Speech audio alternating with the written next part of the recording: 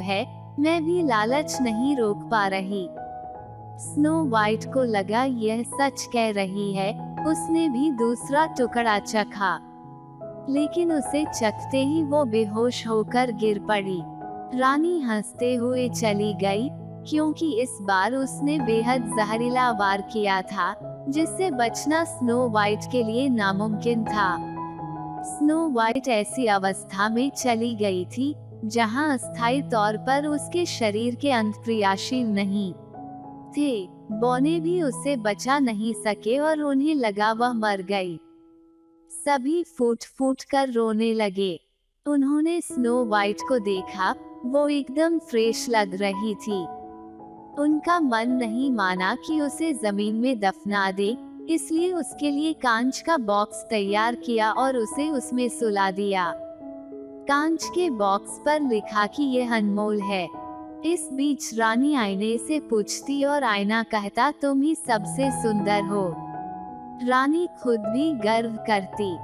समय बीतने लगा। कुछ समय बाद ही उस जंगल से एक सुंदर राजकुमार जा रहा था।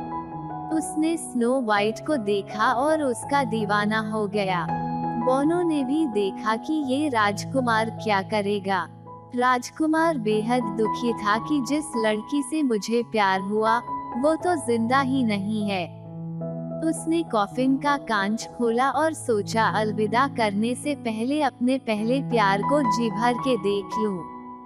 राजकुमार ने कांच खोला और स्नो वाइट को भावुकता में एक किस कर दिया। किस करते ही रानी का जादू खत्म हो गया।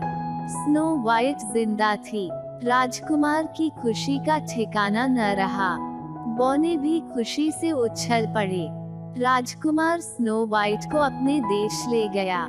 वहां जाकर उन्होंने शादी की। शादी में बौनों के साथ साथ रानी को भी बुलाया गया।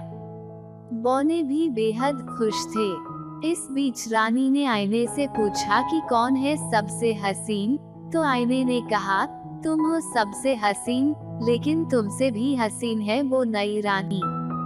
स्नो वाइट की असलियत जाने बिना रानी नई रानी की खूबसूरती देखने शादी में चली गई, लेकिन उसे देखते ही उसके होश उड़ गए।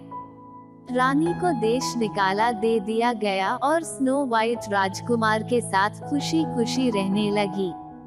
सीख, ईर्ष्या और षड्यंत्र करने वाले खुद अपनी ही आग में जल जाते हैं। एक न एक दिन उन्हें अपने किए की सजा मिलती ही है। इसलिए मन में किसी के लिए भी ईर्ष्या मत रखो और षड्यंत्र से दूर रहो।